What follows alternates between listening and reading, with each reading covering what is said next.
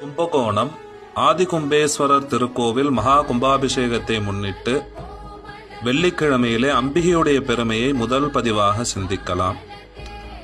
72,000 கோடி மந்திரங்கள் அமைந்த யந்திரத்திலே அமர்ந்திருப்பதனால அம்பாளுக்கு மந்திர பீட்டேஸ்வரி அப்படிங்கிற திருநாமம்.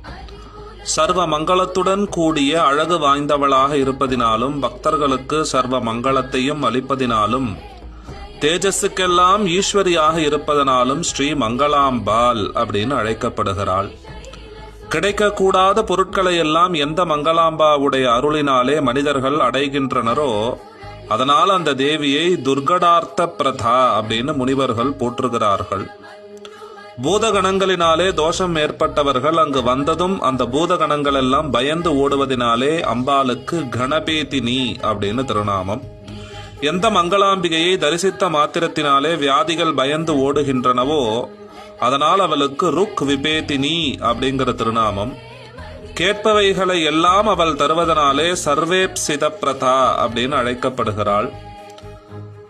மந்திரேஸ்வரி ரூபமான காமதேனு பூமியிலே இருக்கிற போது அதனிடமிருந்து கோரிய பொருளை அடையாதவர்களாகிய நாமெல்லாம் பசுக்களுக்கு சமம் அப்படின்னு சொல்லுகிறது அந்த ஸ்தோத்திரம். சிம்ம ராசியிலே சூரியன் இருக்கும் போது ஆவணி மாசம் வெள்ளிக்கிழமையிலே அம்பிகையை அர்ச்சிப்பவர்களுக்கு சர்வ மங்களங்களும் கிடைக்கும் அப்படின்னு சொல்லுகிறது அந்த ஸ்தோத்திரம். 100 செம்பருத்தம் பூக்களை வெள்ளிக்கிழமை மாலையாக அணிவித்தால் குலம் விளங்கும்.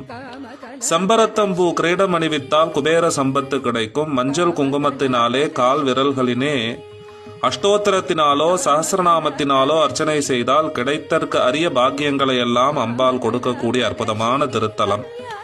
பால் குடங்களிலே ஸ்ரீ அம்பிகையை ஆவாகனம் செய்து பூஜித்து காவடியாக எடுத்து வந்து அம்பிகைக்கு அபிஷேகம் நித்தியமும் செய்து வந்தால் அவன் பரமசிவனாகவே ஆகிறான் அப்படின்னு மங்களாம்பிகையுடைய ஸ்தோத்திரத்திலே ரொம்ப அற்புதமாக சொல்லப்பட்டிருக்கிறது. கடைசி ஸ்தோத்திரத்துல